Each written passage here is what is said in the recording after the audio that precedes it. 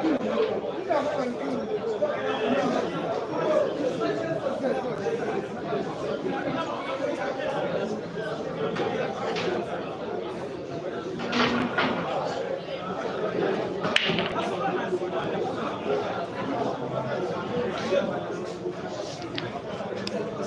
evening. Please advise me in the comment section if the audio and video are okay.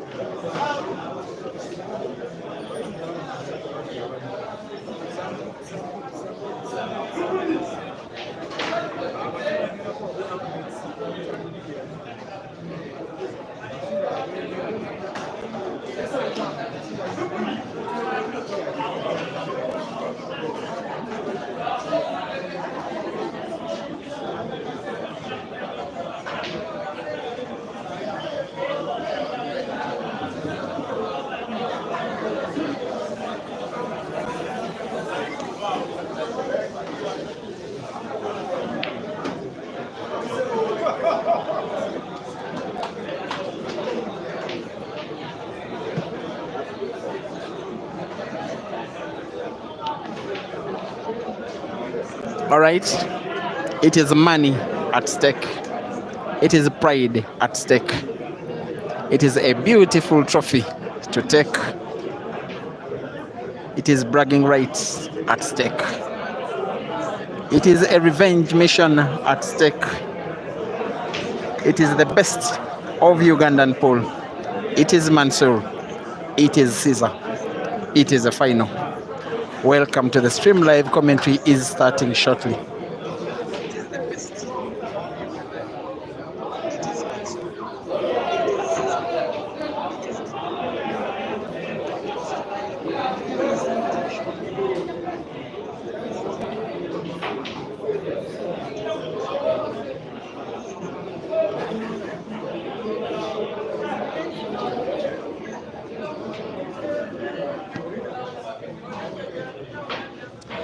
Meanwhile, these two guys in their two different and uniquely gifted ways have been two of the most dominant forces individually in terms of playing pool in the country of Uganda. Indeed, the East African region. Bwanika Mansoor and Cesar Chandiga are facing off for the second time in this final.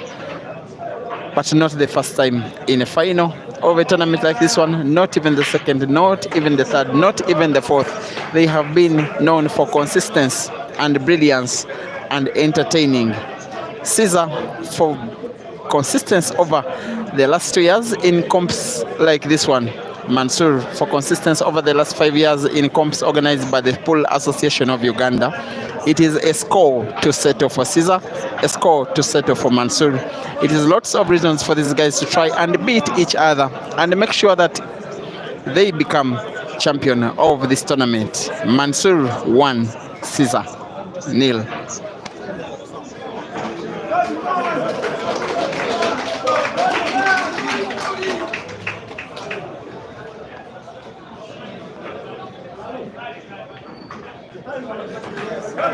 You can just imagine that Mansoor is starting off with the better game, with the better clearances, the better attitude, and the better scores. He leads 2-0. It is a long race to 11 to reach this level.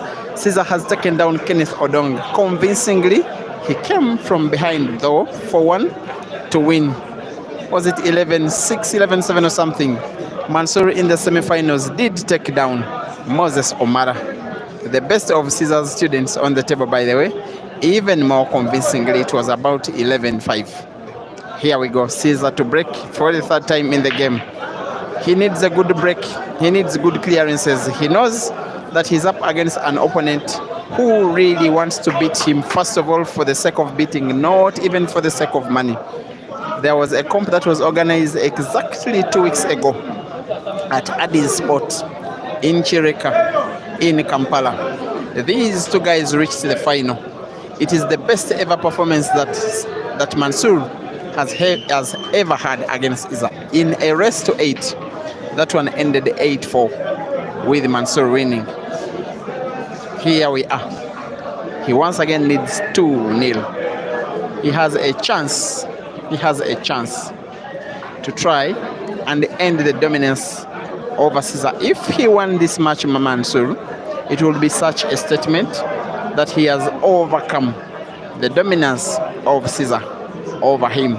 Not only for beating Cesar 2 weeks ago at Addis Sport in a final of a tournament like this one, but also right in this tournament, taking Cesar down to the wire.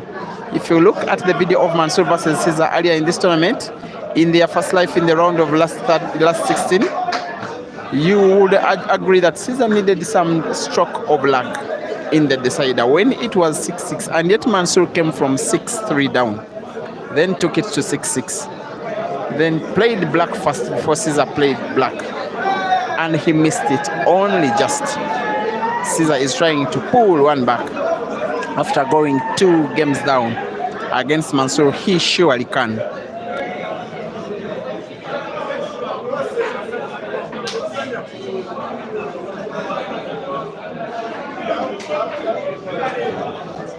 That movement of the white ball is not reminiscent of a guy who is starting with a very good game. Cesar is starting the final not in his usual brilliance. Be mindful that he started the semi-final in the same vein against Sodong. He got a way to come back to win. He started the quarter-final in the same way against Hazard and went down and came back and went down again, and yet he came back to equalize and win. This time he does it even sweeter. There was a little curve out of the white ball around Mansoor's red to find Cesar's yellow. Not only to find it, but also to put it and move the white ball around so beautifully for him to get the last yellow. And just look at the white ball, how it moves around Mansoor's red, Cesar up against the black for the first time in the match. And he pulls one back. Bwanika Mansoor 2, Cesar Chandiga 1. Race to 11.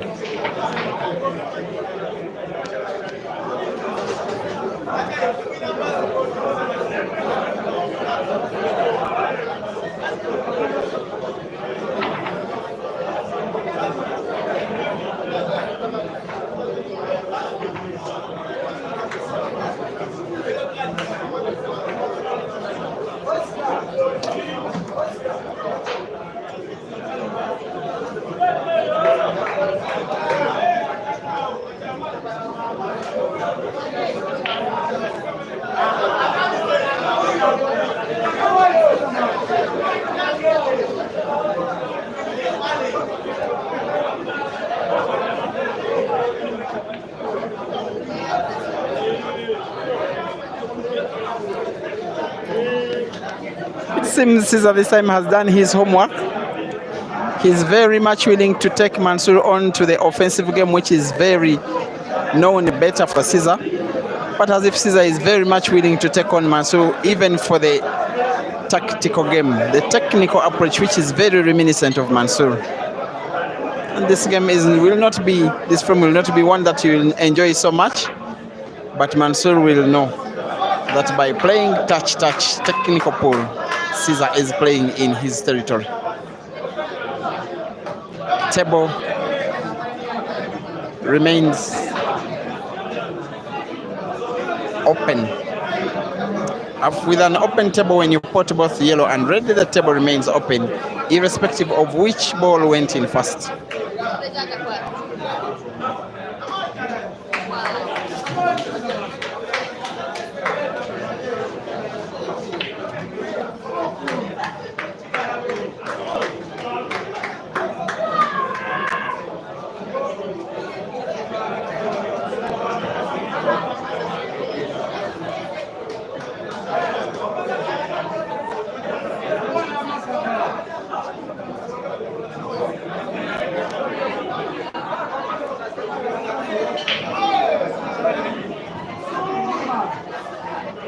The ladies' final is still ongoing. 3-2 it is.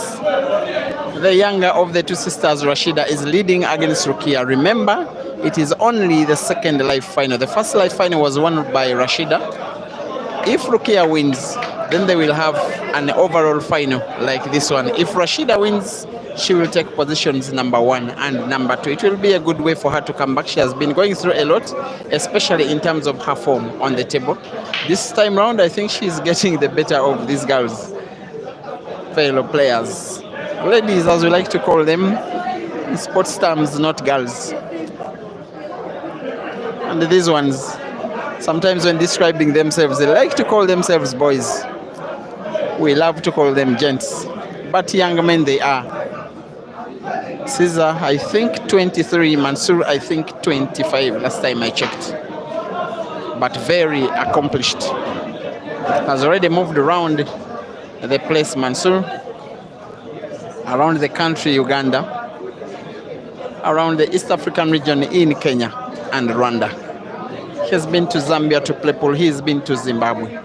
He's been to South Africa.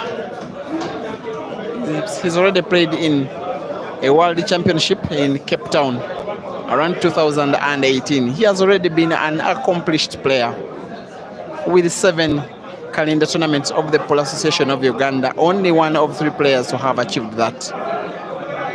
He's already a star in his home district of Masaka, known only for playing brilliant pole, especially with that lethal left hand.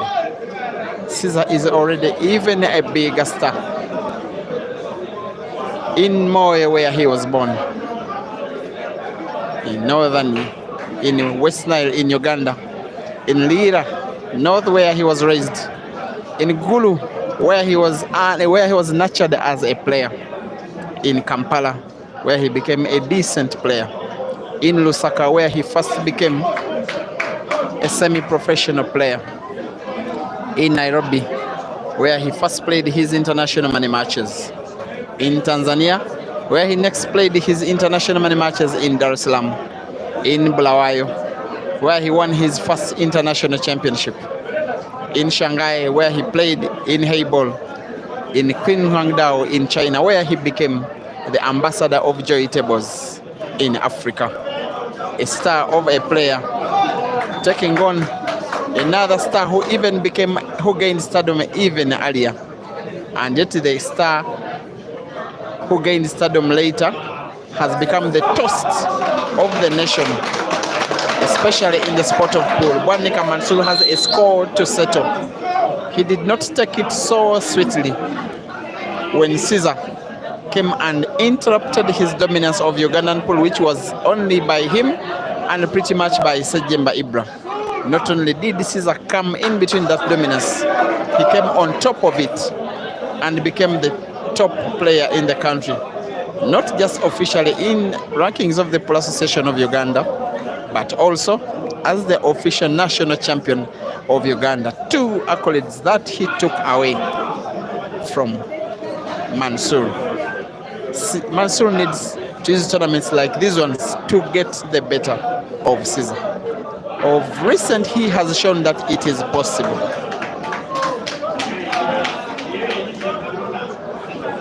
Thank you for watching. Bushra, Nasuna, Omron Emmanuel, Justus Aisu, Junior MJ.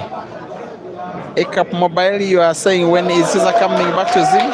Well, maybe, you never know. Time will tell. Tafadzwa Mapfumo asking rest to what it is rest to 11. Jakocha Archives.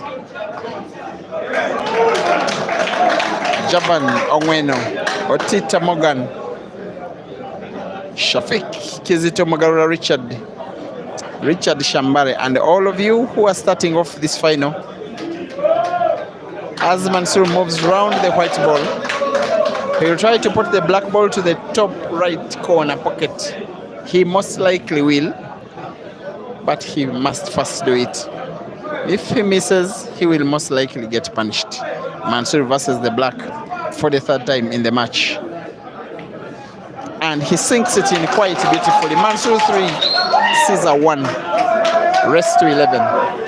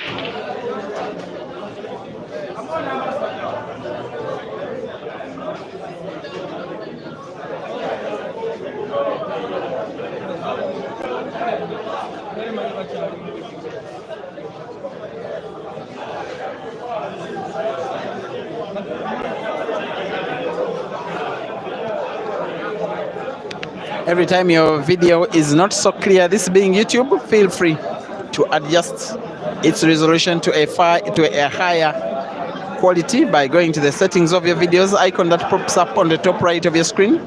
Then select quality. You are talking about quality of the video. Then select advanced.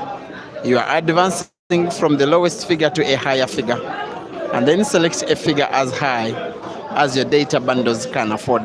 The higher the figure, the more data bundles you consume.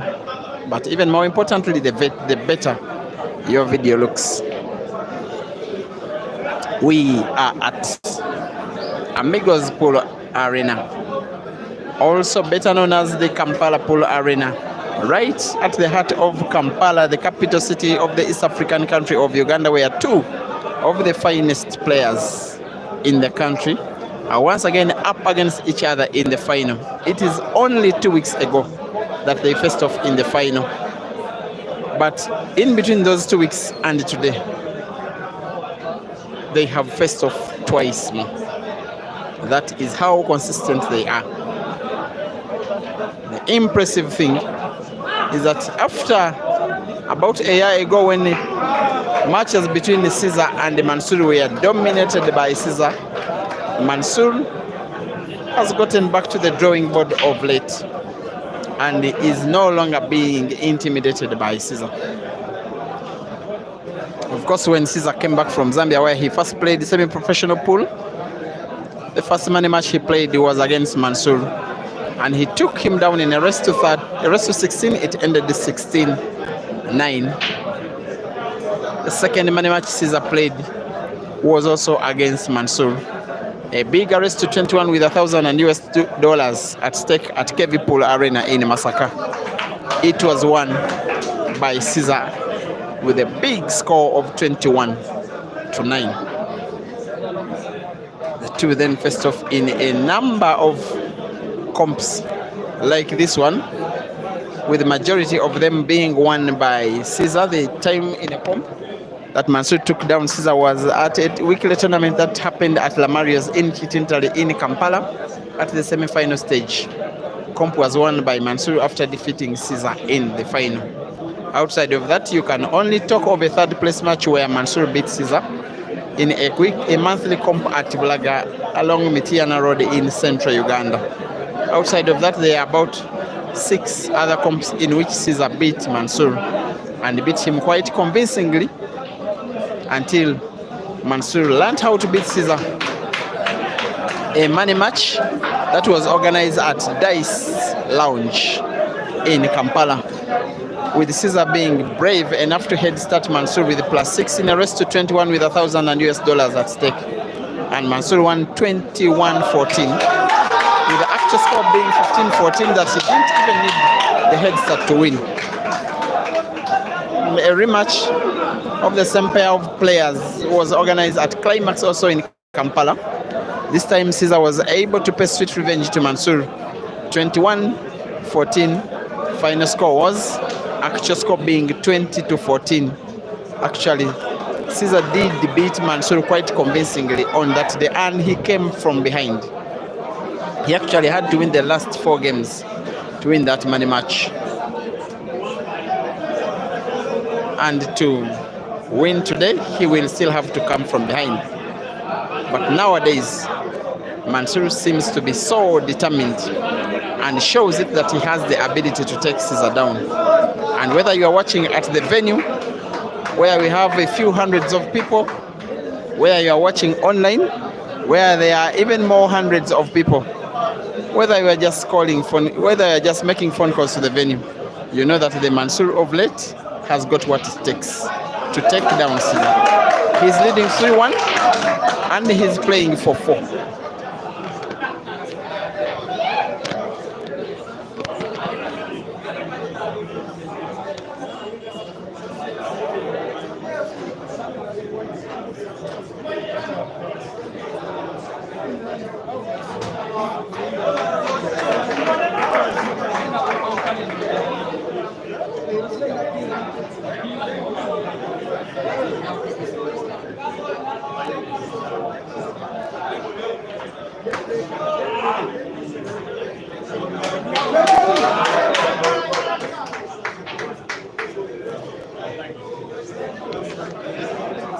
That raising of the arm by Mansoor is some kind of apology to Cesar that while I've gotten myself a good white, it is not exactly what I intended. Actually, Mansoor wanted to get white ball for center pocket.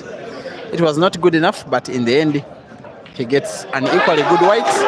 And by some stroke of luck, he has a 3-game lead. Bwanika Mansoor 4, Chandiga Cesar 1. There is a third place match ongoing, by the way, between Kenneth Odong and Moses Omara. We shall be getting updates on that one. Also, the ladies' final is on. And Rashida Mutesi is leading against her elder sister by 5-2.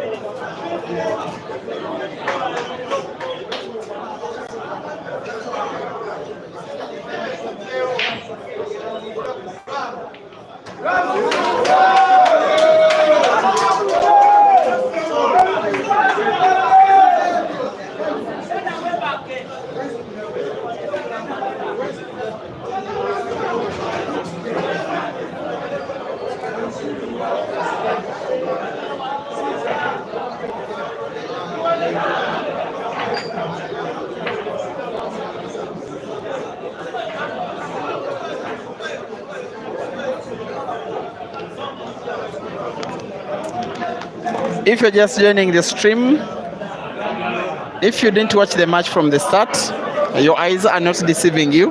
The scores on the left, the number 5 are the scores for Mansoor. The scores on the right, the number 1 is the score for Cesar. Bwanika Mansoor is having a very good start in the final against the guy who beat him in his first life, in Cesar. They have faced off in a few times before, about 4 times in different finals. So far it stands at 3-1, with Cesar having won 3 finals and Mansoor having won only 1 final. But the only 1 final that Mansoor has won over Cesar is the very last time that these 2 guys faced off in a final. Here they are today in a final again, only exactly 2 weeks ever since they faced off in the final, which was a rest of 8 where Mansoor won quite convincingly, by the way, 8-4. Here he is with a chance again to prove to the world that Ugandan pool is not just about Cesar.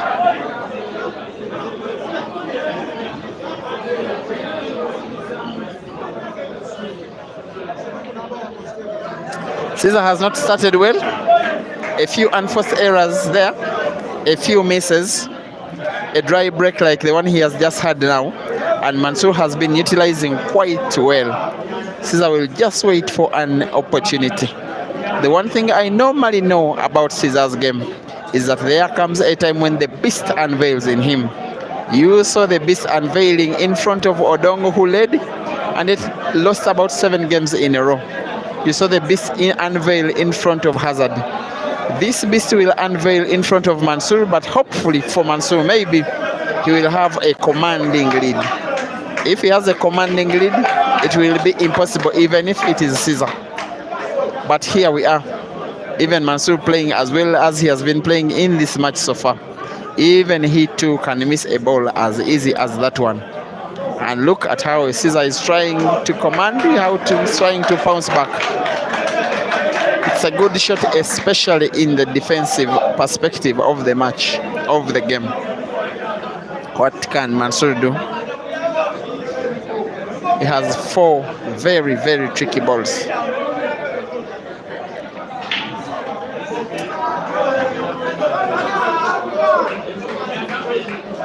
Will he play the center pocket red first?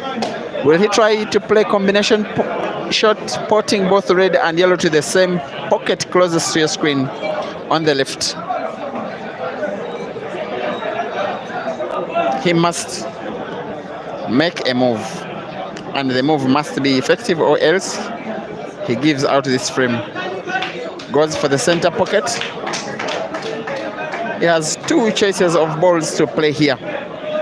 He could go for the ball closest to your screen, try and put it to the corner pocket bottom right. He could go for the ball on the one nearest to the white ball, nearest to the top of the table, nearest to the top of your screen. That one he could put it to the center pocket on the right. With a little top spin, he gives himself an opportunity only to play a combination shot. So things are tight here, especially for Mansoor in this frame, and especially for Cesar in this match entirely. Once again, Cesar 1, Mansoor 5 race to 11.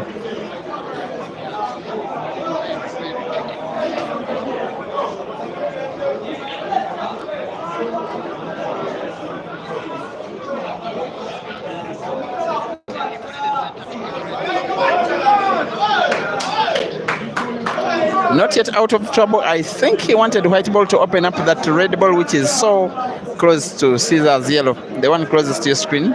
I think he wanted white ball to open it up, and it did not come to pass. He got himself from one problem, from the frying pan now into the fire itself.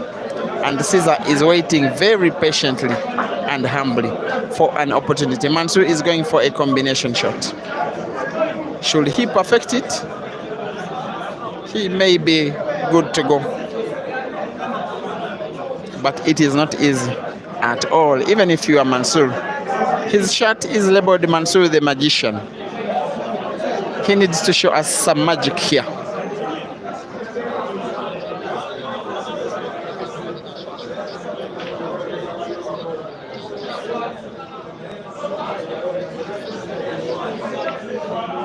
Goes for the bank shot. Doesn't get the bank. This one is Cesar's frame to lose, surely. Cesar will not allow Mansoor back on table, not in this frame, not when it is Cesar, not when he badly needs to start winning.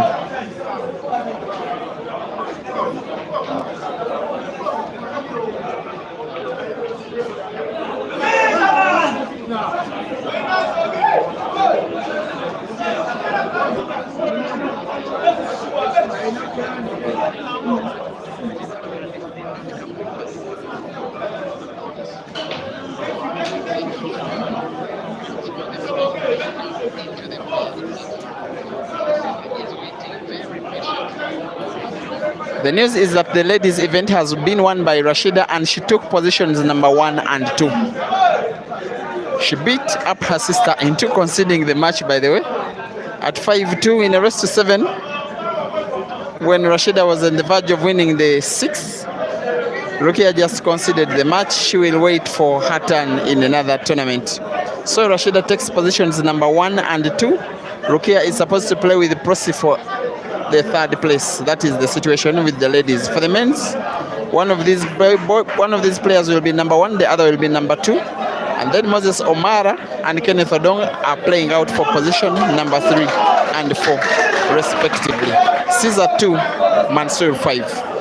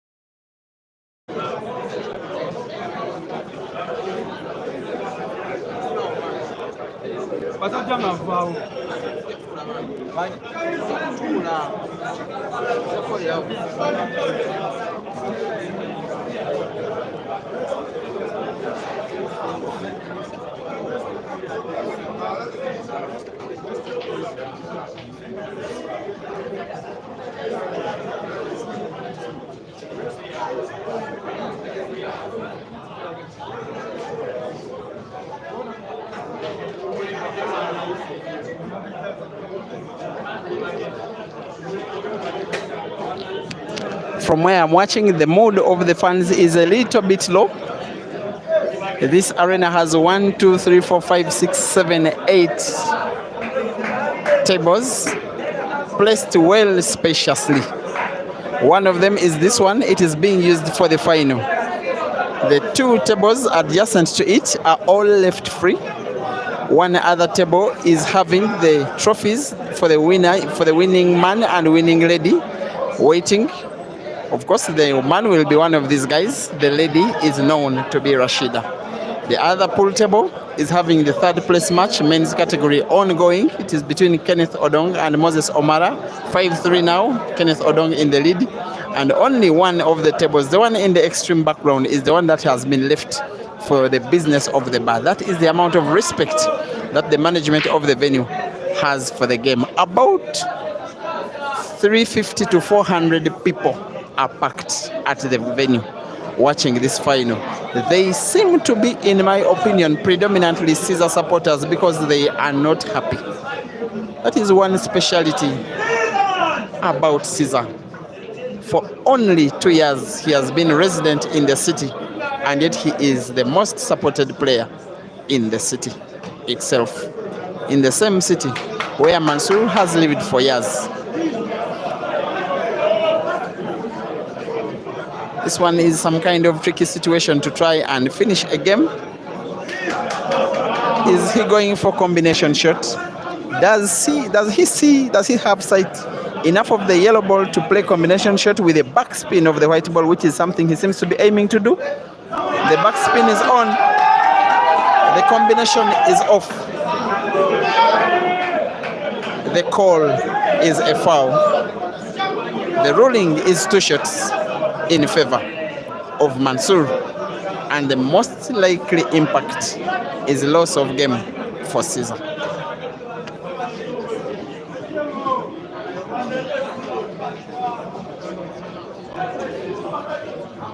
Shout outs to you, Amon Dicta. Haley Kailey, you say, is Mansoor a Dice Lounge player? Yes, he's now managed by Dice Lounge. Winnie Kennedy normally supports Ibra. I think today you are supporting Mansoor. Winnie Kennedy, my friend. I'm suspicious you're supporting Mansoor because you are laughing in the comment section. Walu dog, you've just joined. You're asking who has 5? Walu. Mansoor has 5. And he looks poised for 6. Joshua, you're supporting Cesar man from Kenya. It seems Kenya is a Caesar-infested country. Mambo Svosve, thank you for watching Robinson Matov as Mansoor opens up the black. Wow, wow, wow.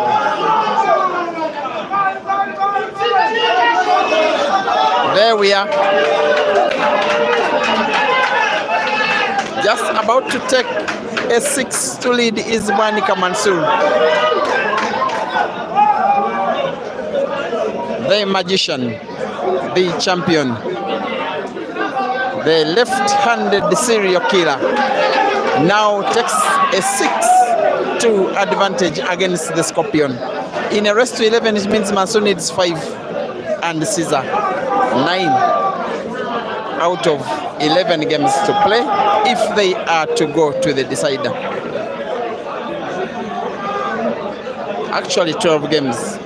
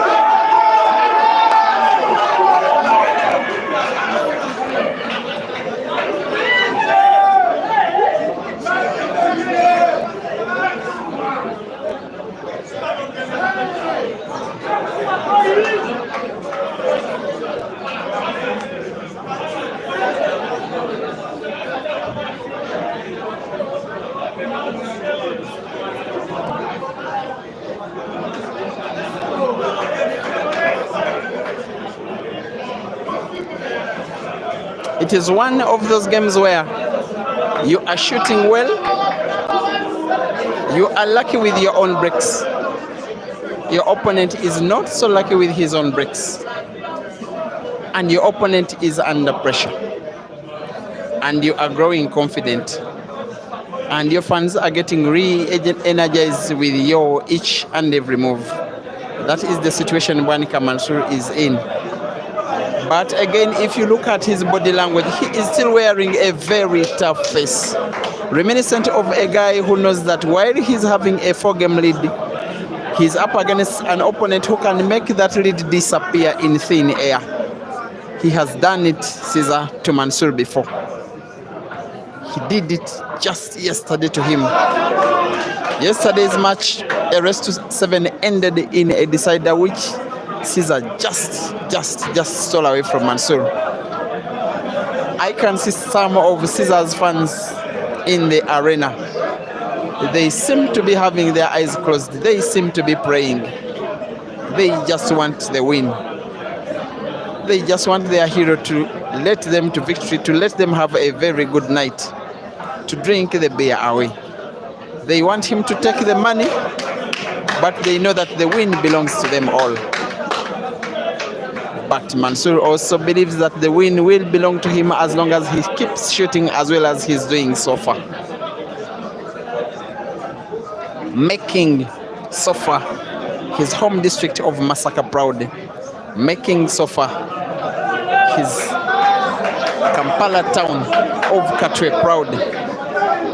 But so far, Cesar is making his home district of Lira worried. And he is making Gulu prayerful. And Mansoor cannot stop shooting well.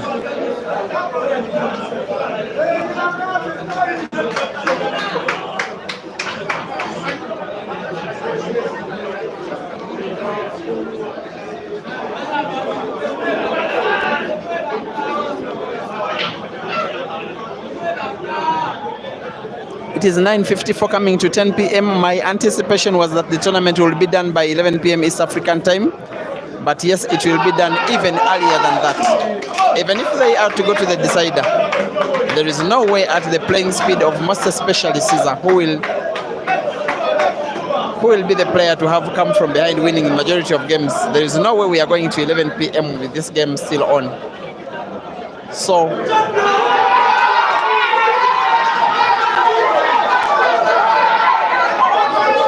I can't even believe my eyes. And Mansoor can't even believe his luck. And the fans can't even believe what is going on here. The online following can't even believe that the best of them players in the country is the one being shattered at this stage of the game. That it is Cesar who has 2, and that it is Mansoor who is on the verge of a 7th.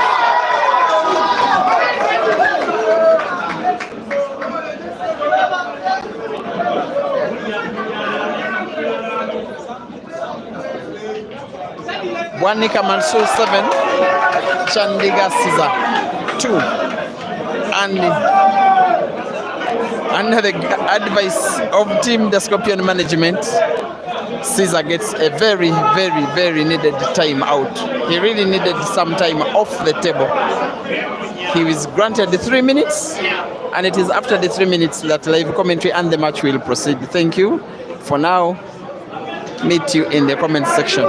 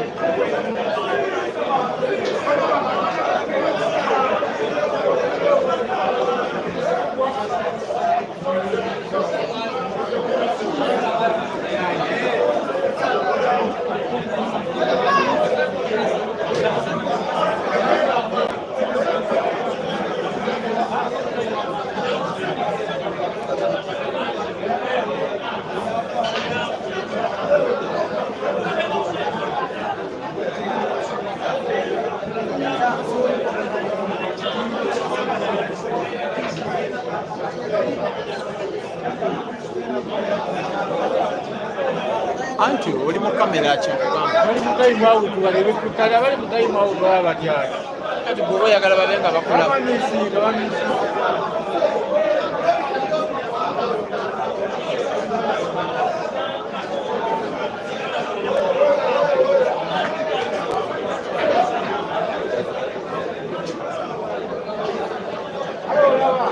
Mansoor basobola omukima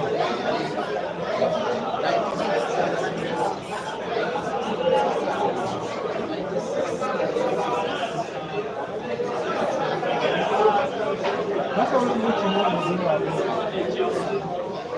ayeweza omukima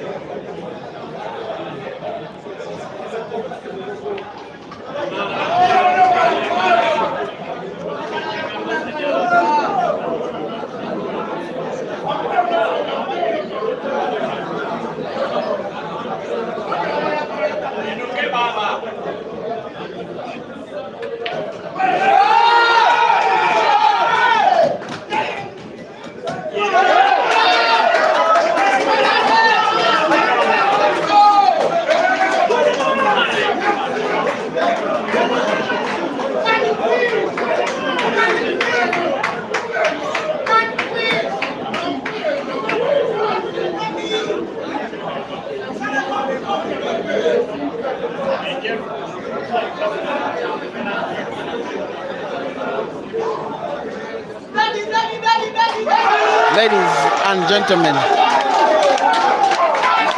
from the timeout, a forced timeout by the Scorpion under the guide of his personal management, Wanika Mansoor comes back to inflict more pain, to add salt to the wound, to make it 8-2, to now become the overwhelming favorites to win this tournament. It is double life. The first life of Mansoor was taken down by Cesar in a decider. The second life of both players is the actual final of the entire tournament. And with 10 games played, I don't ever remember this at all. Cesar winning 2 out of 10 with 5 breaks, with so many chances, and yet being able only to win 2. Someone reminded me about that defeat of Cesar by Jerry in that last money match in Johannesburg around 3 months ago. In that long race, whether Cesar had won as few games as these after 10 games played. Otherwise, this kind of performances, what Mansoor is doing Cesar, is kind of unprecedented. The kid from Masaka in central Uganda is making a schoolboy out of the kid from Moyo in northwestern Uganda, to the effect that a final of a tournament that has been played for the better part of the last 2 days is being one-sided and dominated by Wanika Mansoor,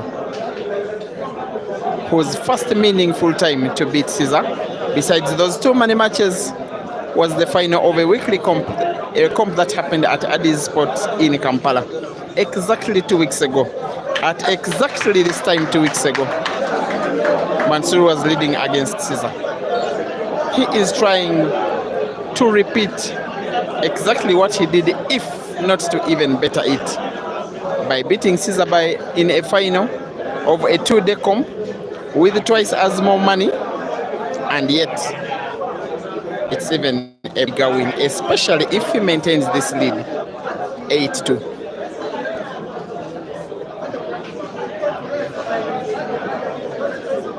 One thing I can tell you, the only time I remember Mansoor losing to a player who came back from relatively a big deficit was in that money match against Cesar at Climax, and it is Cesar who won. Not only did he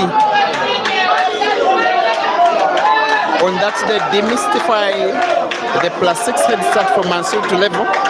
In fact, Mansoor was able to take a 3-game lead in that match But Cesar still came back to win the last 4 games to win that match. Mansoor has another opportunity after a very rusty Cesar in the final. Gives out another opportunity for Mansoor to try and attack.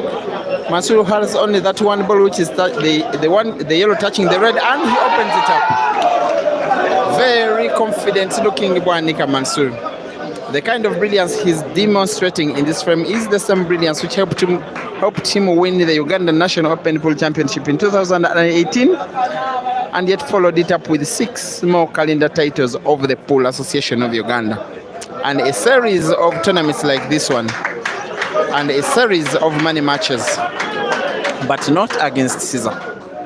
For this match, a serious looking Mansoor is leading 8-2 against a very rusty Cesar. Rusty only in the final. The semi-final, I will say, is probably his best performance of the tournament. Also, the match with Hazard was a top performance, but in the final, at least so far, Cesar is a shadow of himself. If he watches this video tomorrow, the first 10 games, he will slap himself. That Cesar, what where are you playing? Why give out all those opportunities to such a brilliant player? Cesar 2, Mansoor 8, rest to 11.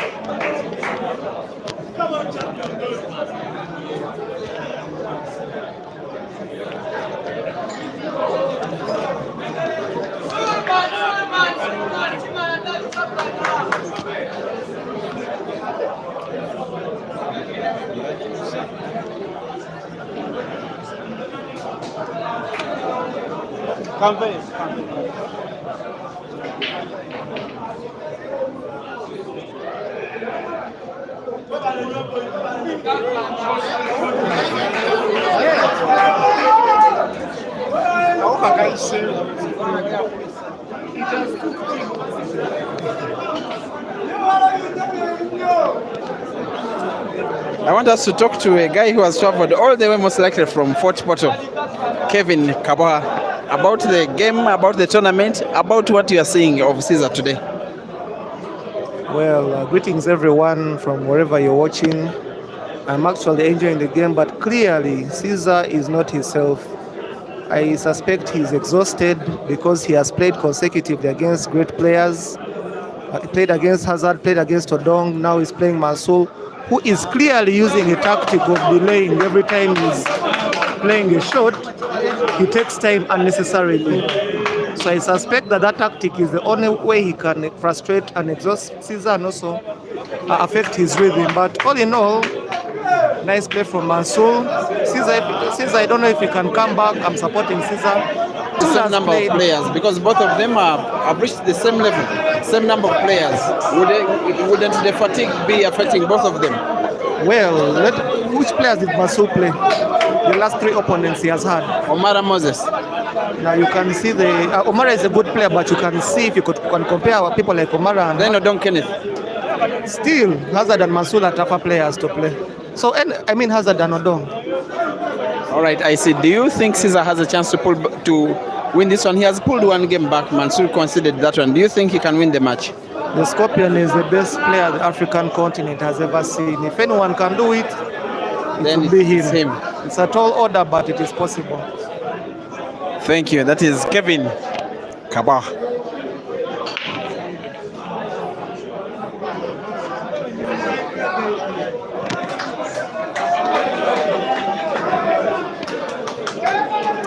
I want to talk to Titus, or yet #1 fan of Cesar. Yes, it's not a good evening so far. So far it's not good, but I want to assure the fans that everything will be fine shortly. We just need some small little time. Everything will be fine. In this match or after this match? Of course, in this very match. We don't have any other day. Can we expect Scorpion celebration after this final? Automatically, we are bringing it. Let them just keep calm. Titus Oyet says automatically Cesar is winning this one.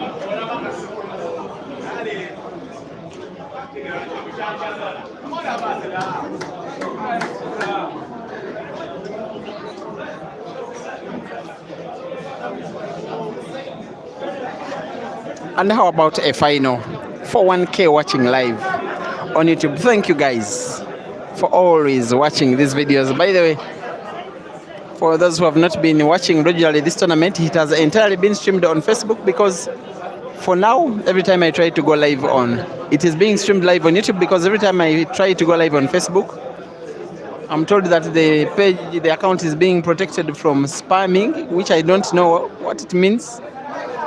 Therefore, they tell me that temporarily some features are blocked, but they tell me temporarily, and that I try again later.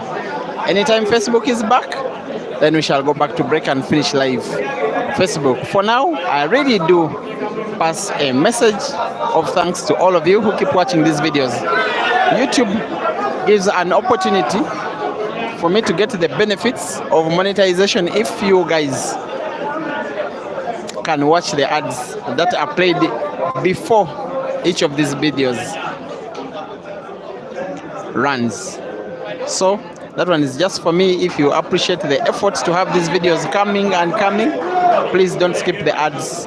Please watch them. Once you watch them, my assurance to you is that these videos shall keep coming and coming and coming. After this one, I'll just go and have some rest and then prepare for another comp on Tuesday, and then jump onto the bus to proceed to Kenya, where there will be a tournament in Kitale next weekend, Friday and Saturday, with some of these players in participation. Mansoor, maybe yes, maybe no. For Cesar, certainly not. He will not be participating, because during the course of the championship is when he's expected to fly out of the country to China to participate in a calendar event as brand ambassador of the Joy Chinese Heibo Manufacturing Company. There we are at. Thank you for watching.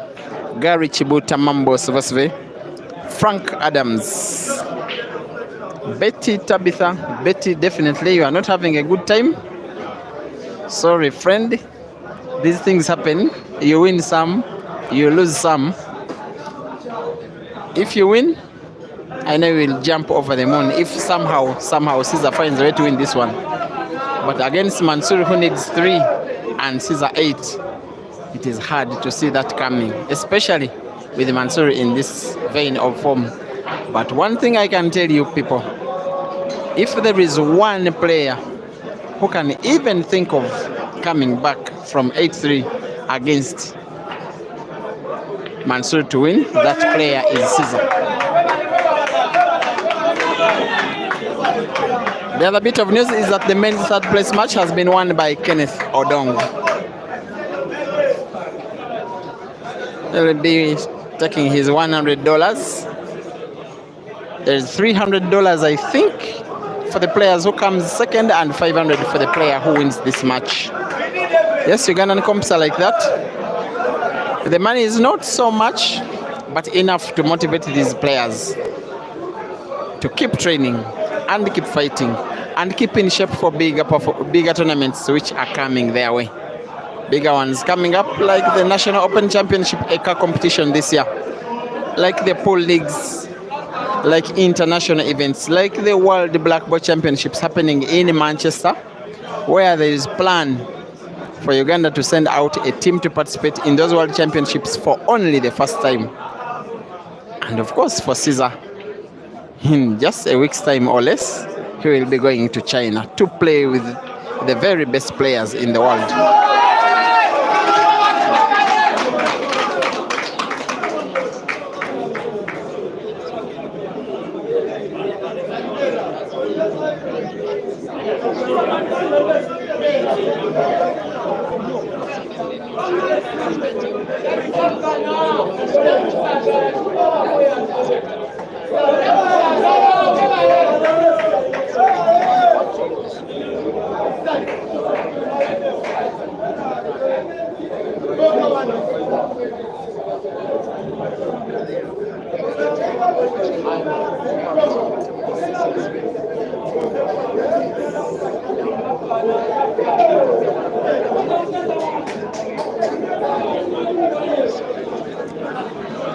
This is officially the fourth African pool video game streamed live to raise 1,000 people watching at the same time. The first one was Cesar versus Aiden. The second was Ibra versus Aiden. The third was the rematch of Cesar versus Aiden. The fourth is Cesar versus Mansoor.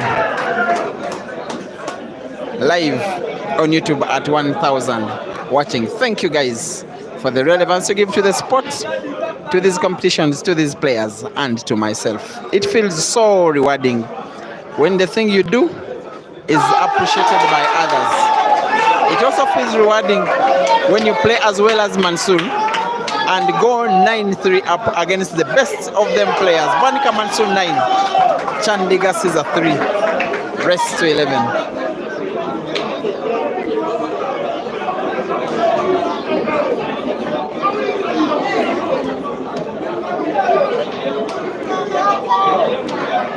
Thank you for watching. Elton Munsaka, you are watching all the way from Zambia. You are saying Scorpion all the way. Zambia Kuchalo, Zambia Kuchalo. Tumhaire Enoch, you are already congratulating Mansoor. He has not yet won. Betty Tabitha, you say you love Cesar, but the guy you love is not having a good time right now. Thank you for watching. Mosisi Vincent, Rutarema Chrysostom. Super movie must be from Zambia, if not Zimbabwe. Kuselong Kunkuma, thank you for watching. You don't want Cesar to go to China while he's struggling with Mansoor. It is the final that he has not played well, and he has not yet lost. But in other matches in the tournament, you can go back and watch. He was doing a good job. This one is one of those matches where things don't go well for you and everything is in place. The game for your opponent. Alvin Chitaka, Esther Motesi, Fidi Ivan, I know you're supporting Cesar. Mike Chisenga, Muyengo Dixon Joshua Kamugisha Daniel. Every time Cesar has been coming so close to winning games like the situation in which he is now, he has somehow been having very unexpected misses. And I'm suspicious, given the vein of form he has been in the final, which has not been good at all. The yellow ball closest to your screen on the left could cause him some problems, because that is what his game has been about today. Here we are. He will just need to roll it, but be just a little bit careful with the white. But he knows whatever he has to do, he just has to do what he already knows. This time he gets it.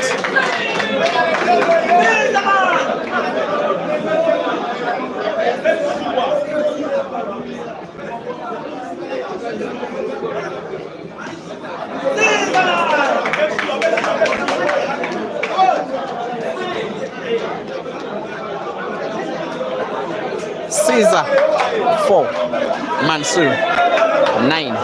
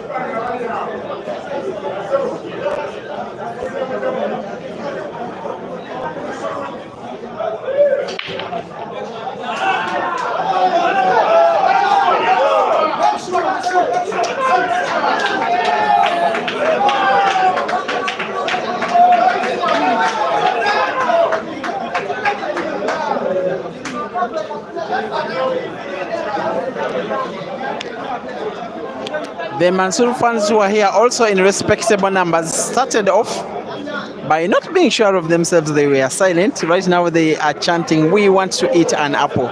They are indirectly telling Mansoor to go for an apple.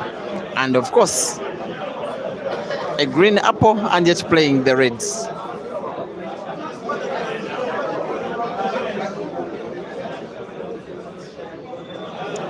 The crowd is full to capacity. You may have had an intention of watching at least the latter stages of the match at the venue itself. Please stay online. You will hardly have anywhere to even stand.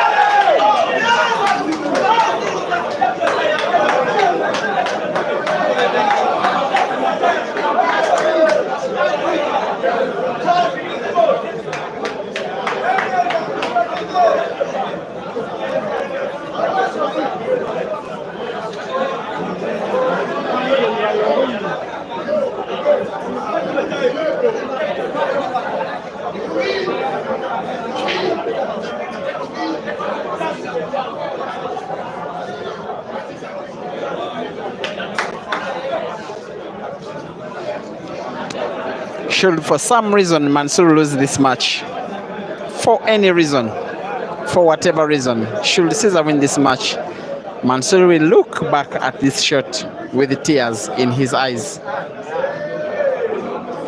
That will be the best ever technical shot you will see from Cesar, with skill, but only to play safe. Mansoor will try to put that ball off the cushion. It's a foul. And Cesar, in his usual vein, would finish off this frame with more comfort than difficulty, with more ease than stress.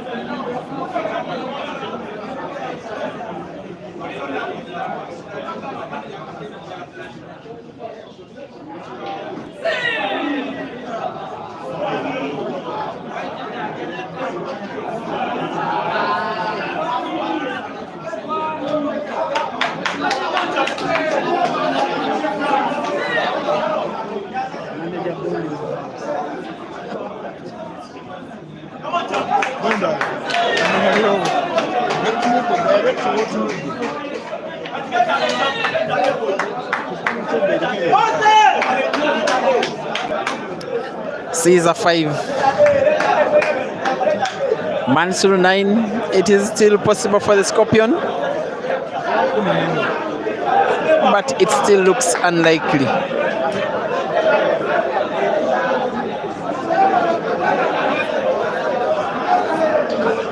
If you are supporting Mansoor at the venue and online, you should be watching with eagerness and anticipation and expectation and hope and in mood for celebration in the next few minutes. If you are supporting Cesar, you are right to fear. You are right to get worried. You are right to be scared. You are right to be negative. Because the magician, as Mansoor is called, is delivering the kind of magic to tame the Scorpion. 9-5, which was 9-4 initially, which was at one time 8-2, is a lead you don't see Mansoor dropping. And should Cesar find a way of winning this match, it will be one of the most memorable performances he will ever perform. Let alone the fact that it is only a local event, let alone the fact that it is only against a Ugandan, let alone the fact that it is only in a final of 32 players. But the stage becomes big by the fact that the tournament is at the final and the scoreline of the match and what is at stake and what is coming up for both players and what it means to win or to lose without even considering the money. It becomes very important for Cesar to win. It also becomes very important for Mansoor to win. For Cesar to win, it will be a sign of a player who cannot win, whom you can say never against. And for Mansoor to win, it would mean that he has finally overcome the fear. He has overcome the dominance that Cesar has had on Ugandan pool since having a grip on it ever since returning from Zambia in 2022 December.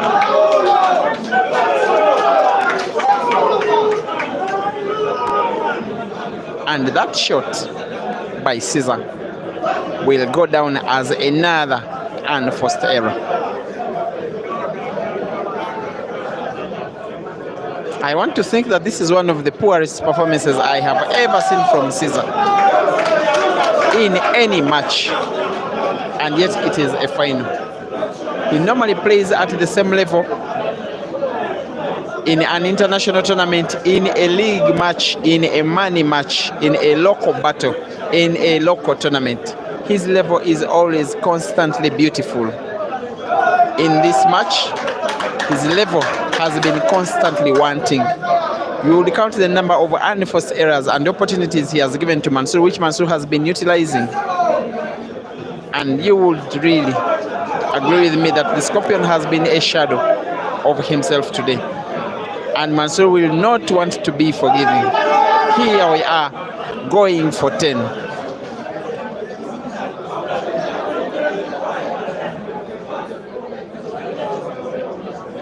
How good is the white? The white is good enough.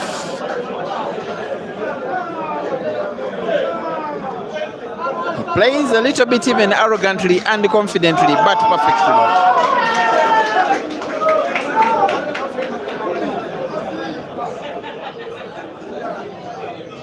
These are the things that normally Cesar does on a normal day. Mansoor will talk to the fans that as I play, please first keep quiet. It is the black, for heaven's sake. He will aim at the black for the second time, but the 10th in a row. And for the 10th time in a row, his fans shout him up towards the black. He's not even enjoying it. He's still feeling the pressure of the Scorpion, even when having a 9-5 lead, which is about to become 10-5. And Mansoor finally sinks it in. Bwanika Mansoor 10, Chandiga Cesar 5. For some reason, Mansoor asks for timeout. I don't even know why. You are leading 10-5. The momentum is on you, the pressure is on your opponent and his fans. If it is not an emergency, why leave the playing area? Why allow your opponent to have pressure off himself? Anyway, 3 minutes, Mansoor 10, Cesar 5.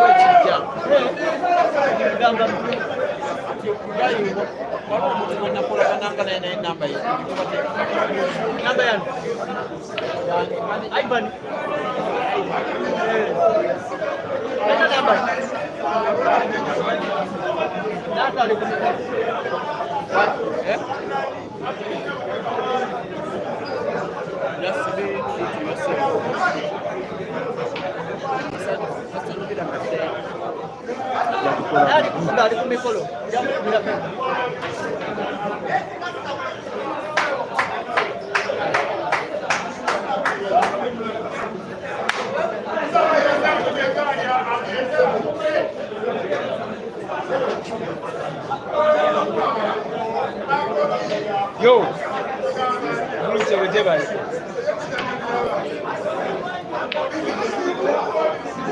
yangu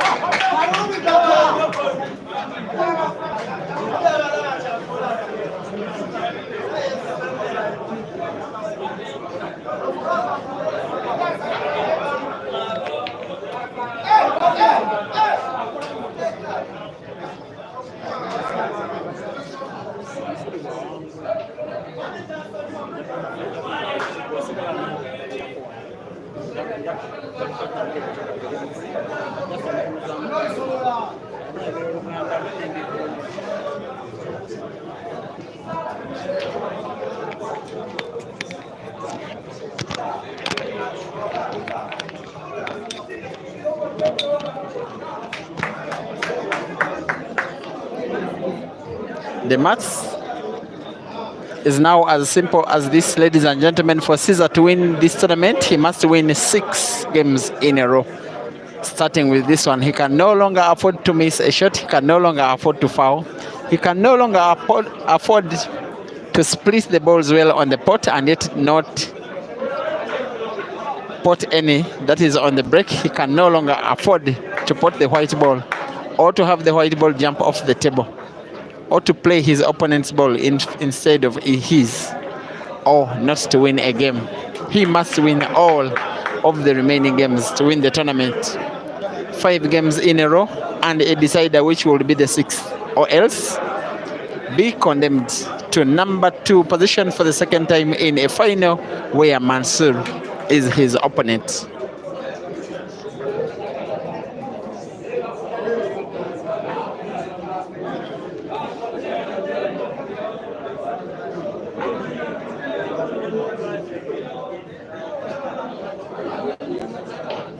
Third place match has been done for ladies. I think it should be Rukia the winner. The first 2 places were taken by Rashida. In the ladies category, had 1 winner of positions number 1 and 2 because she won both lives. The former seed number 1 and the younger of the 2 sisters.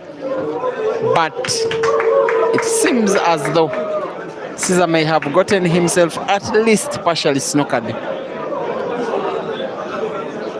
I think a little, just the least curve of the white ball around.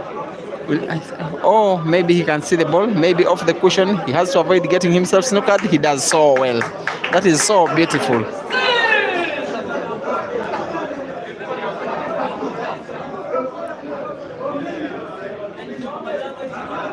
Cesar 6, Mansoor 10, rest to 11.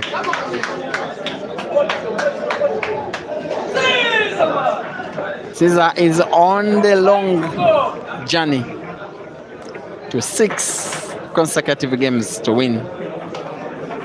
The first is done, 5 to go. To do this, he needs to be perfect and brilliant and lucky.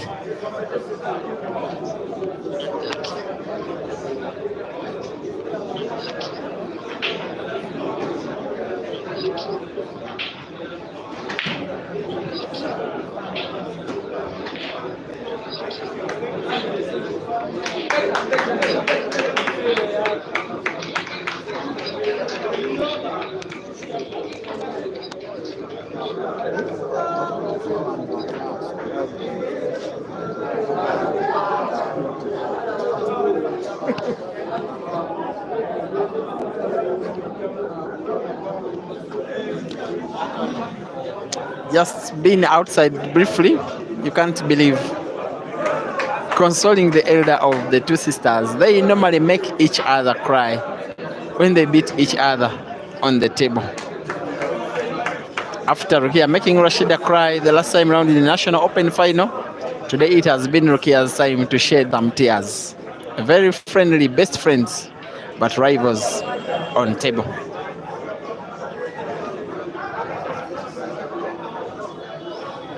Cesar misses a ball. I just said a little while ago that he is up against a task to win a consequence. Up against a task to win consecutive games.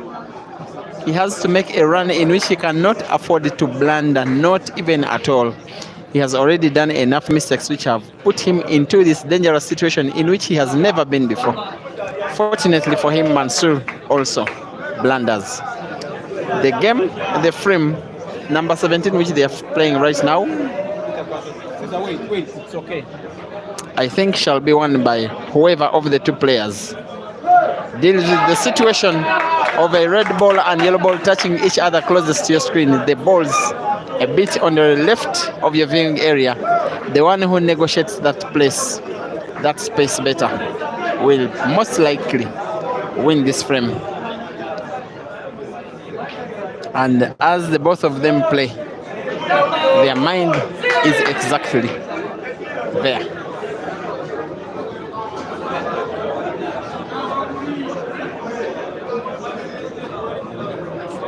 As if Cesar has played to get himself a white ball for the situation I've just been talking about. Got Mansoor and just a little bit by surprise. Has to be careful here. The yellow ball is portable, the one he's looking at, to the corner pocket, bottom right. Has to be careful with the white ball because it doesn't move so naturally. And the Cesar misses. This seems like the one final opportunity that Mansoor has been craving for, to finally take down Cesar for the second time in a final of the sort. This time with twice more money, this time with a lot more pressure, this time with a longer race, this time with more attention around the game, both at the venue and thousands watching live all around the world. Mansoor unfortunately loses the white ball a bit. With that previous shot, he will need a recovery here. And if he doesn't recover well, maybe Cesar will.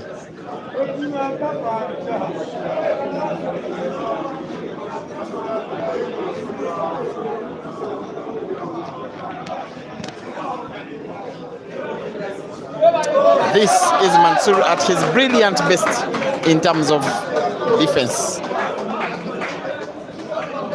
It's a short Cesar. Even Cesar has not too much solution for. Maybe he's going for a cut. He's going for the bank instead. With the defensive aspect to that shot, it's not a very bad shot, not a bad shot. But Mansoor is never short of ideas when you call for a thoughtful game. A very complete player he is. And when you call for a technical game, you are calling him to play in his own territory. Here we go.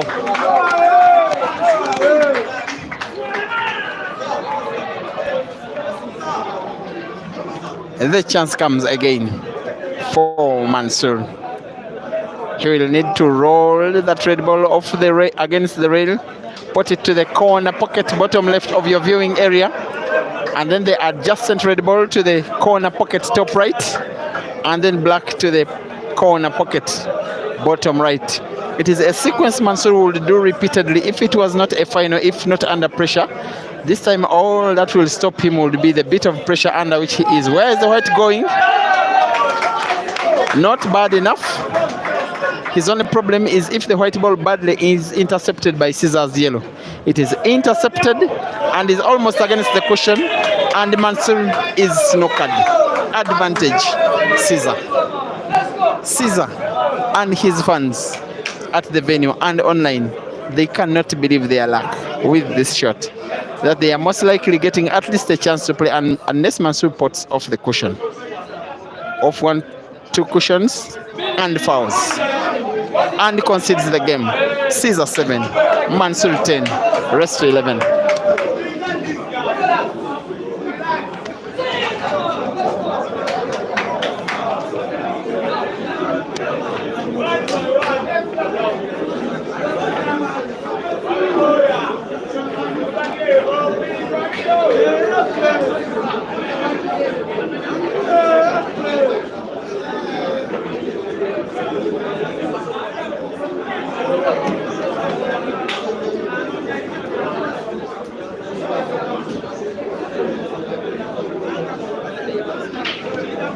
It has been 2 chances thrown away, almost just thrown away by Mansoor, which have allowed Cesar some breathing space to pull some games back, to bring respectability to this match, and yet Mansoor once again fouls on the break.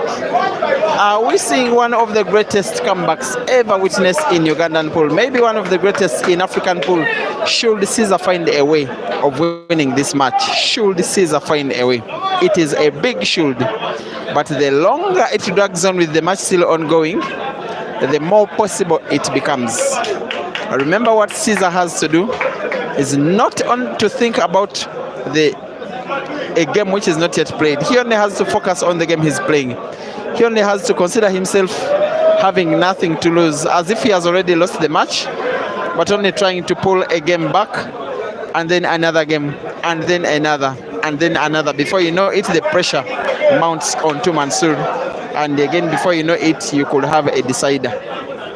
As Mansoor keeps giving chances back which come to him, he has to be reminded that he's up against the best player in the country, if not the continent, who can be so unforgiving, just like Mansoor has been unforgiving.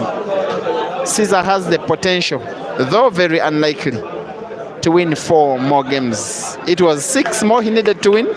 2 are done, and a 3rd is ripe, and Mansoor concedes it.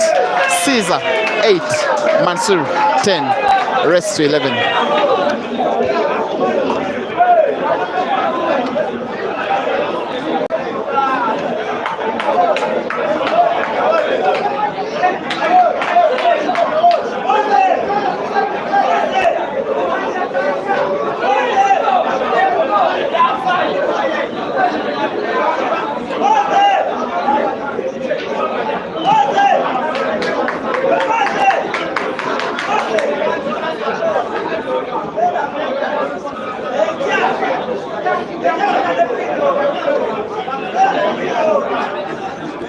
The match has taken more time than I thought. I really thought by now we would be done. But is this the commentator's curse? That with the pot of the white ball by Cesar, that it is the turn for Mansoor to get the match done. That it is his turn to have victory over Cesar twice consecutively in finals in tournaments organized. That it is Mansoor's fans to have a very happy night, and for Cesar's fans to have a very miserable night. That it is Mansoor to get his turn back to the top of the radar in Ugandan pool. That it is his turn to beat Cesar again. Here he is with a clearance that should give him the turn he has been craving for. Ladies and gentlemen, Bwanika Mansoor with the 2 shots on an open table, with a very well split game, well broken by Cesar, but not broken well enough not to pot the white ball. 2 shots for Mansoor. The first shot, remember, is a free shot. It doesn't close the table. It remains open. And Mansoor seems to be going for the reds. Whatever the case, the table remains open after this shot. He does set 1 red ball. The table remains open. He is clearly going for the reds and for the clearance for the victory.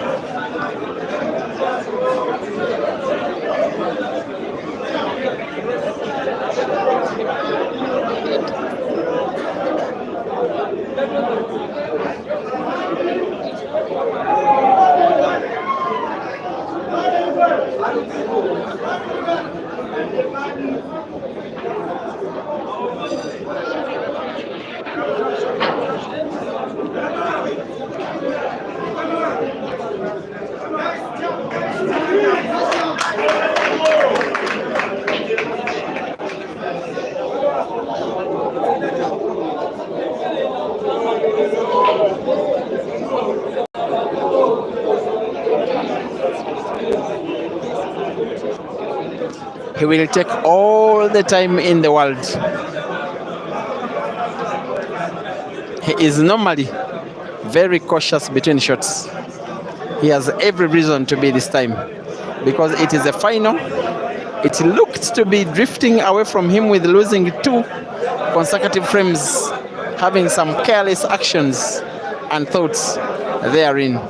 It seems Bwanika Mansoor, the 7-time holder of tournaments of the Polo Station of Uganda, the champion of the National Open in 2018, the champion of the Kampala Open 2018, the champion of the Grand Open of 2019, champion of the Grand Open of 2021 during COVID, champion of the King of the Table Championship 2021, champion end of year championship 2022, is about to get his second victory in a money match.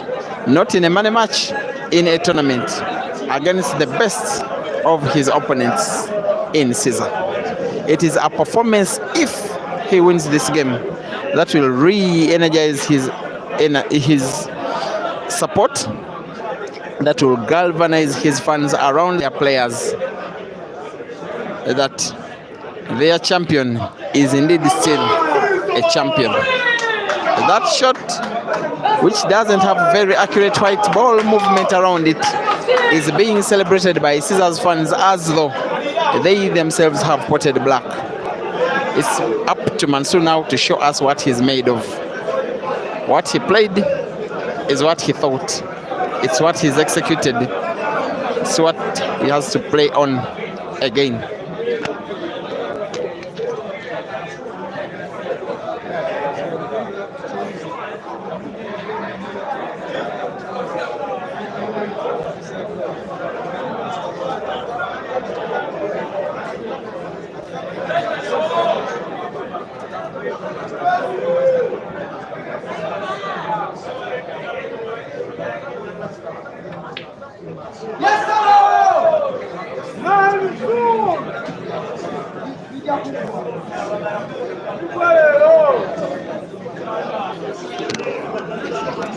His fans are chanting, "It is getting done tonight."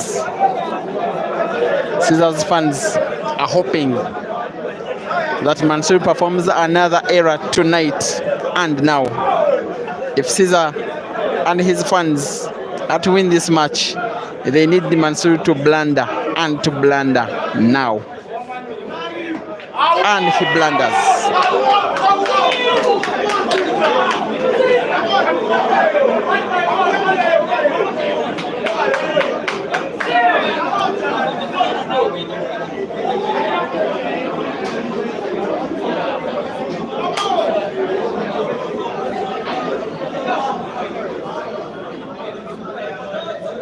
He finds the ball, but over the last 2 frames he has gotten us used to him conceding games as long as he thinks that he will not win them. I won't be surprised if Cesar puts 2 or 3 balls and Mansoor concedes the frame. Cesar plays safety yet again.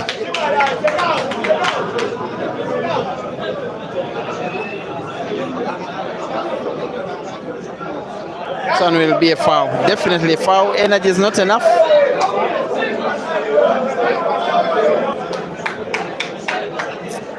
We'll play this ball to the cushion just to ensure that Mansoor. That one is just to take the hope out of your opponent and then play without no pressure at all. Another clearance, loading.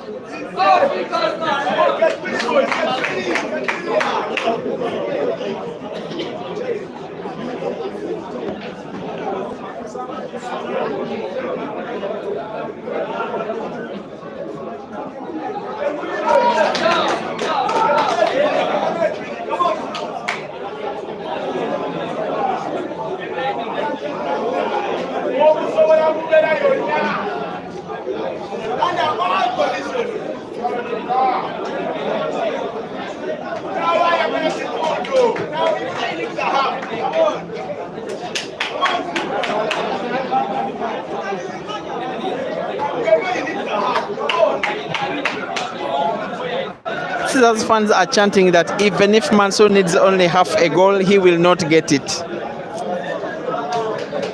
Can you imagine? That at one time we were at 8-2.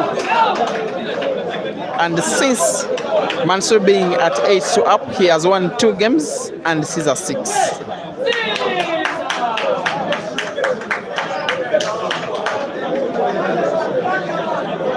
The Scorpion will most probably have the white ball bounce of 2 cushions. He needs only 1, even better.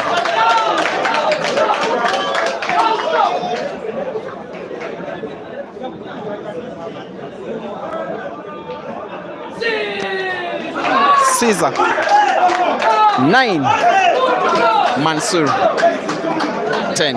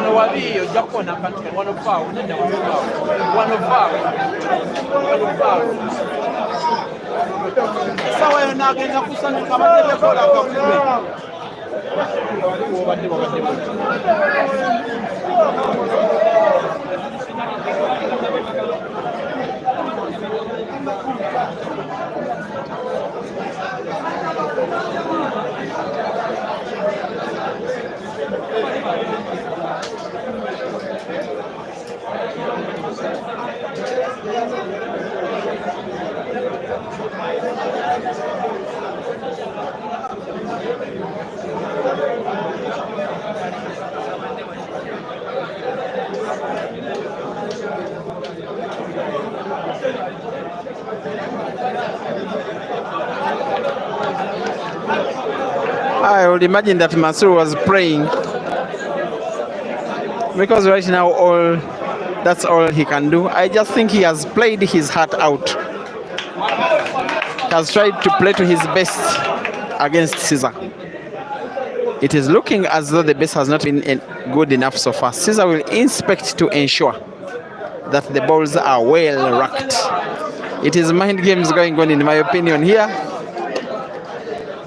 One of those times when you think that even your own skill is not good enough. This is a very important break for Mansoor. Sinks in 1 yellow. White ball is safe and the table is open. He will definitely be going for the yellows. Definitely the yellows. Most especially because of the yellow packed at the corner pocket near where he is standing. It's a very determinant ball. He has fans around the area and they have come. They still look outnumbered a little bit by Cesar's fans, but Mansoor has got about 40% of the fan base at the area. They are waiting to bump into celebration should Mansoor win this match. But if he's to win this match, he has first to win this frame. To win this frame, he has to make this clearance. Every time he has come short on making such clearances, Cesar has pounced him, has punished, has stolen games away from him. At 8-2, with Mansoor in the lead, there is no way you could have thought that by this time it would be 10-9. I didn't think we would have the entire length of the match. I didn't think we would play 20 games. when Mansoor led 8-2. But that's where we are at. This is the 20th game in a race to 21. And if Mansoor fails, there is a possibility that we could have a decider.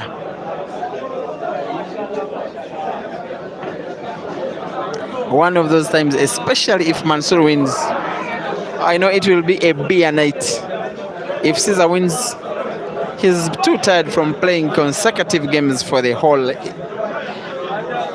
entirety of the 2 days, Friday and Saturday. But I know his fans shall be taking beer around the venue and around the city. There are some good numbers here and there. And Mansoor goes technical, and not surprisingly technical.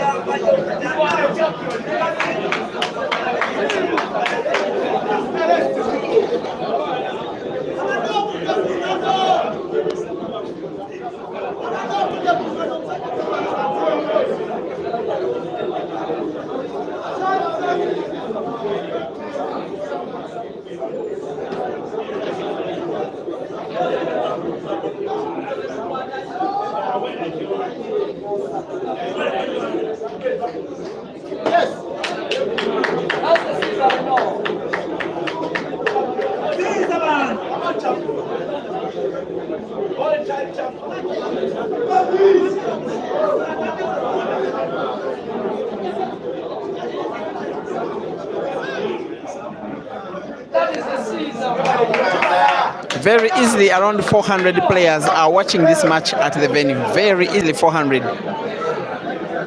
As now there is no single pool table out of 8 at the arena which has any space for any game to go on. All of them have fans standing and seated besides them. All of them under pressure. The fans of Team Mansoor and Team Cesar equally under pressure for the win, for the victory for this tournament. The one they've been craving for, the one they have been waited for entire 2 days, just wait who wins, and how it has turned out to be in very surprising fashion. The pre-favorite for this match being Cesar, but going 8-2 down, and yet about an hour later he is down only 10-9, and Mansoor is not yet making a clearance. It won't be easy for Cesar to win this frame, but it is possible, most especially just because he's Cesar.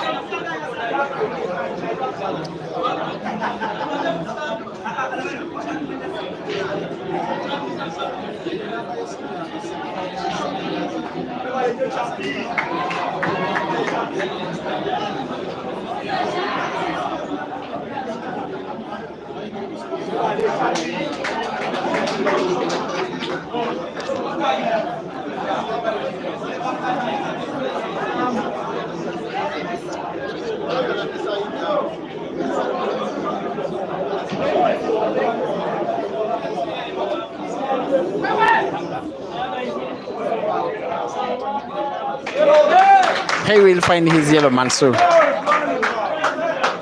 and now says to Cesar, as if communicating to him that, sir, it is now your turn.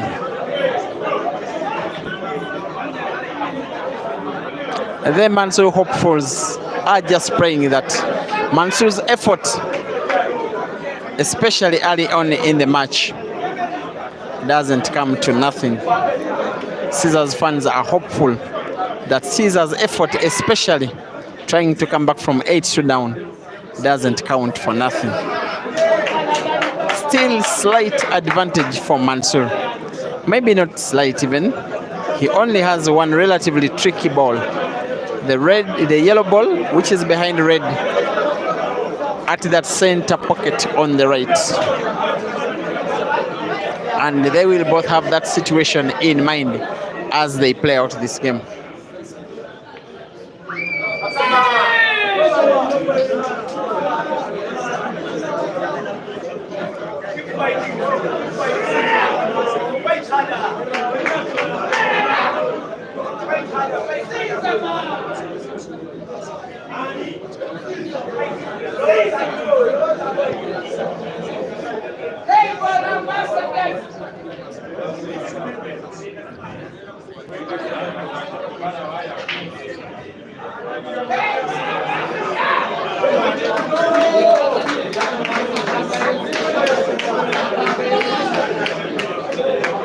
The game is slow-paced and technical and tactical, but thoughtful and brilliant. I'm seeing fans who are at the venue. I'm seeing a fan who has traveled from Moroto in Karamaja region in extreme north eastern Uganda, at the farthest border between Uganda and Kenya. He drove his truck while watching these matches live, and he has been able to find the final. What can Mansoor do here? Is he opening up the game? Yes, he does. Where is white ball resting?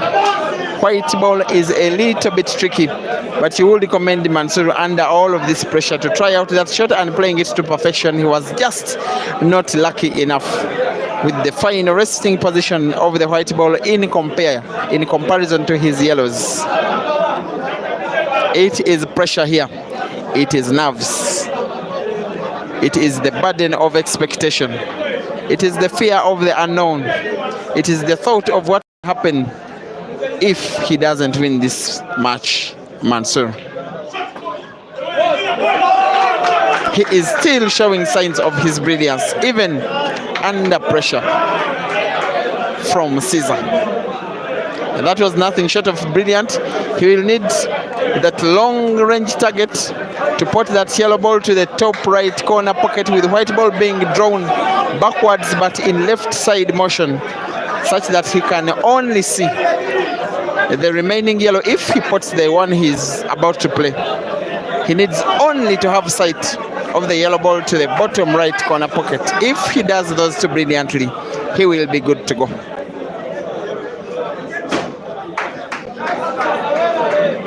Too much pressure here. The venue is big enough, but crowded. Nobody, almost nobody is sitting. Everybody is standing. It is the pressure, it is the tension, it is the nervousness of the occasion and the players and the match and the stage.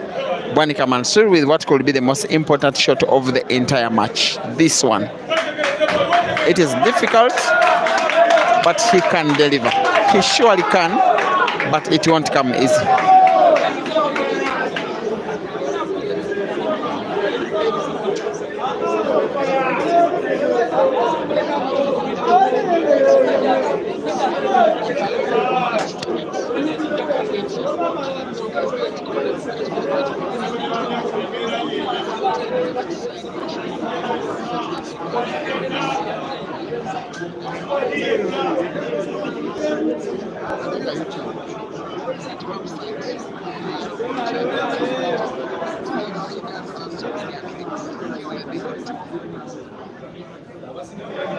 What's about to happen?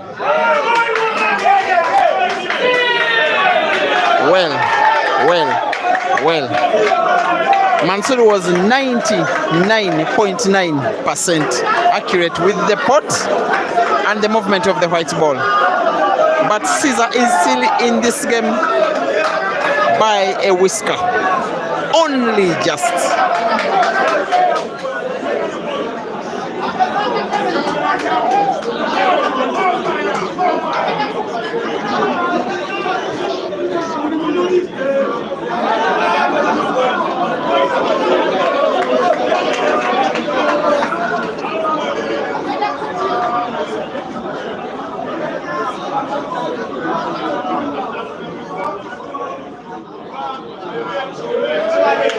And it is a successful snooker. I think the hope for Cesar is that even if Mansoor is to find the angle, he gets himself snookered again.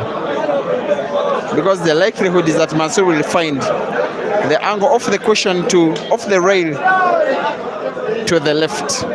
He will get that right corner pocket ball. Maybe, hopefully, he finds the ball but doesn't pot. Because if he finds it and pots it, it is very likely he will once again get himself snookered. He has 2 yellows, which are safely packed in 2 corner pockets adjacent to each other, but he has not yet won.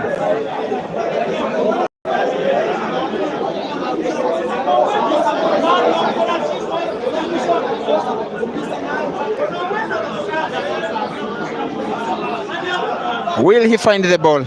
Yes, he does. Will he get himself snookered? Yes, he does.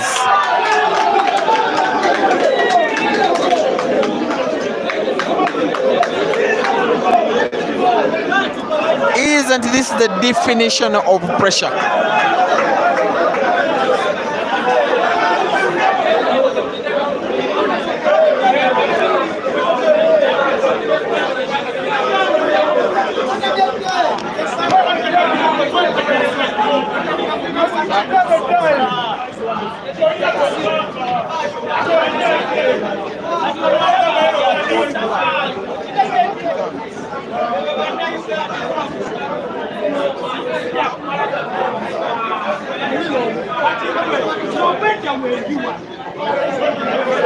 He will try to play from the angle as if he's playing off 2 cushions.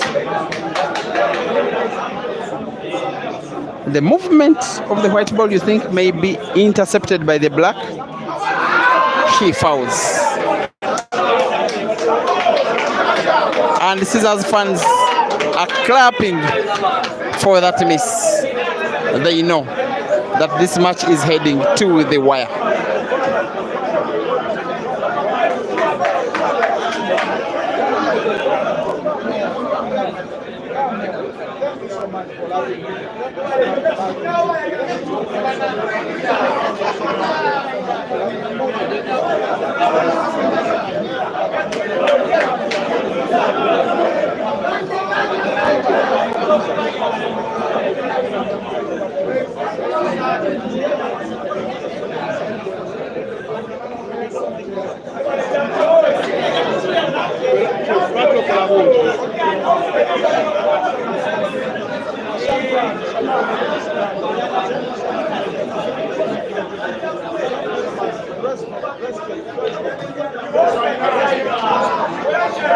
And the Cesar, like the Cesar, we all know, will not allow Mansoor back in this game. He will not.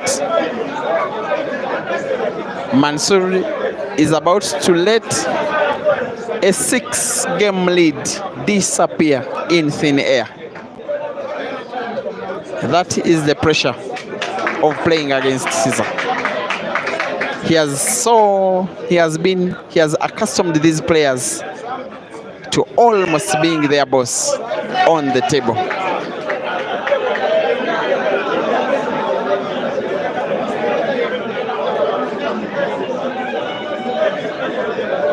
He will do it so easy, maybe black ball to the center pocket on the left.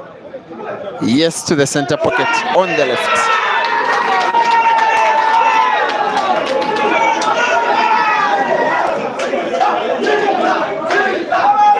Those are the fans chanting Cesar.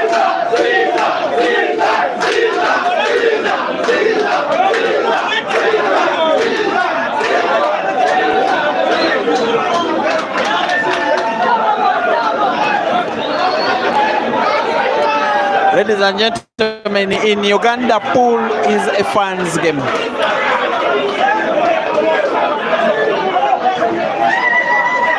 And when the game is between top players, everything comes to a standstill. And fans appreciate their players by tipping them.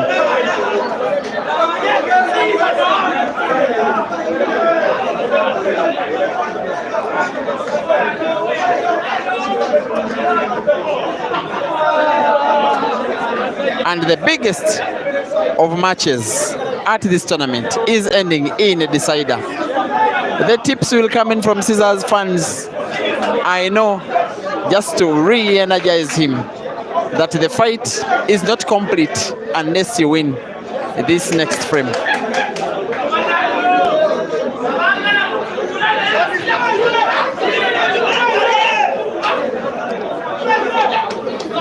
Once again, as Cesar breaks, be reminded it is a decider. Current score, Cesar 10, Mansoor 10. Do not blink.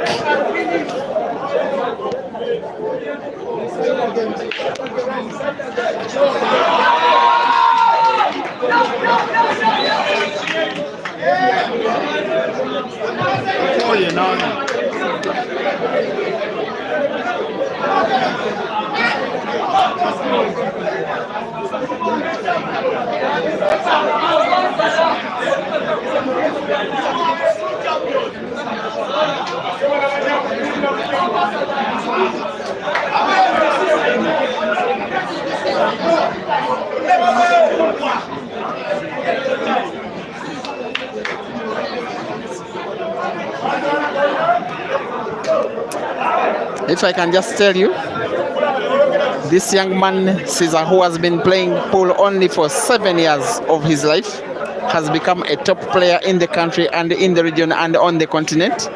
He is Uganda's national champion. Just like Mansoor has been a national champion, they are jointly winners of about, if I'm not mistaken, more than 60 pool competitions in and out of Uganda. And whoever of the two is to win this one game, will have to apply the experience and the knowledge and brilliance of winning all those 30 plus competitions to this one game, which will be a very memorable frame, irrespective of the results, to both of the players. Whoever is to lose this match, it is going to be extremely painful. You don't come this close, and yet how close you are is not close enough.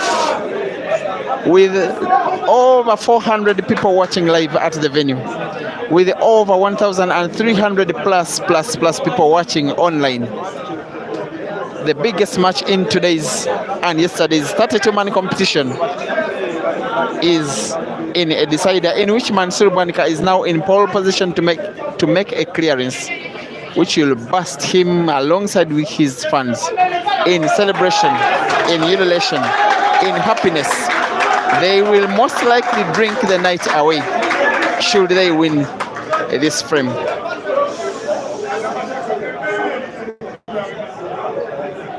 It is expectation in Masaka, where he's born.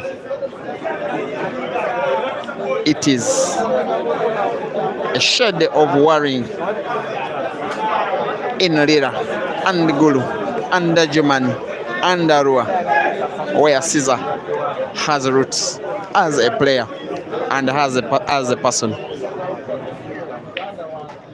With each shot that Mansoor plays to perfection, it becomes increasingly clear that he is probably winning this game.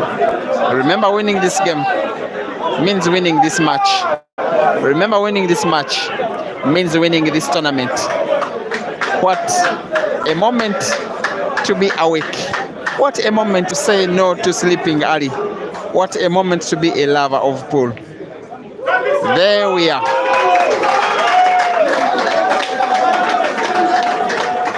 He is 1 or 2 big shots away. This one will be as easy as a top spin white ball, following the yellow, maybe off the cushion.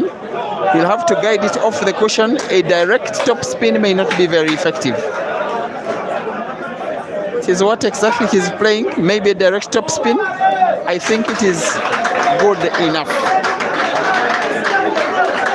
He will most likely go for the corner pocket, bottom left of your screen, but he could go for the left center pocket.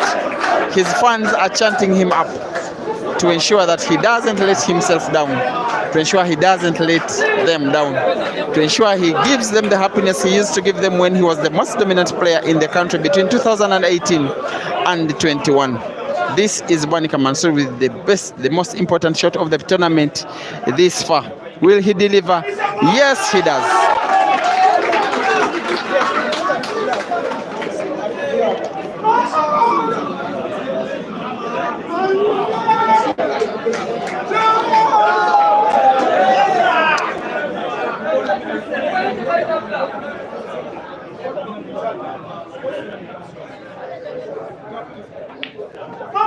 Mansoor misses.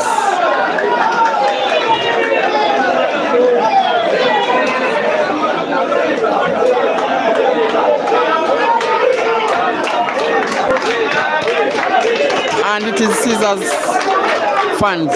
It is their chance. It is their turn to cheer on their player, hopefully for them to win this tournament. And right now I want to make it categorically clear that should Cesar win this game, should he steal this frame, out of over 30, maybe 35 tournaments he has won in Uganda ever since coming from Zambia in late 2022, this one will be the most difficult of them all.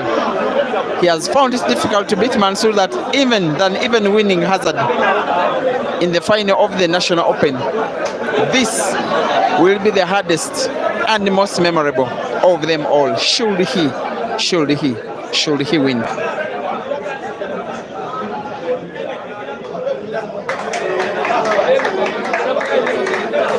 If you remember, the last game of the final he played with Ibra at the Upper Volta double elimination comp last year, the one he won first,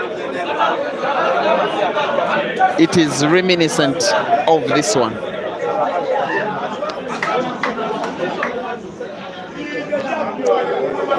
And I have a Mansoor fan near me.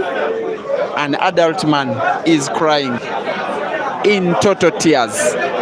That is the kind of love that these people have for their players. He's an adult, he has a family, he supports Mansoor. He doesn't think his player is winning. He's in tears.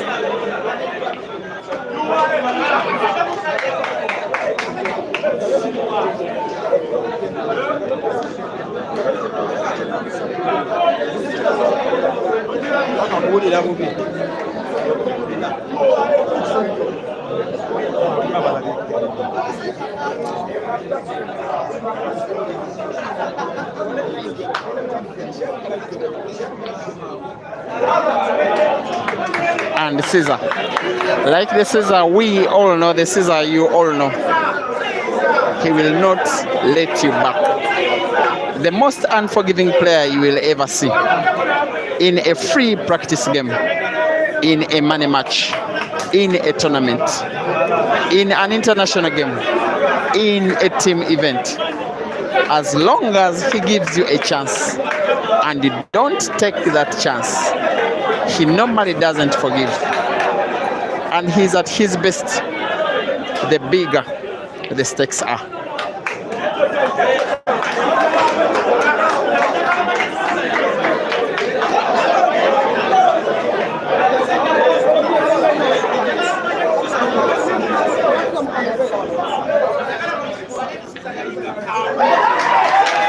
There we are.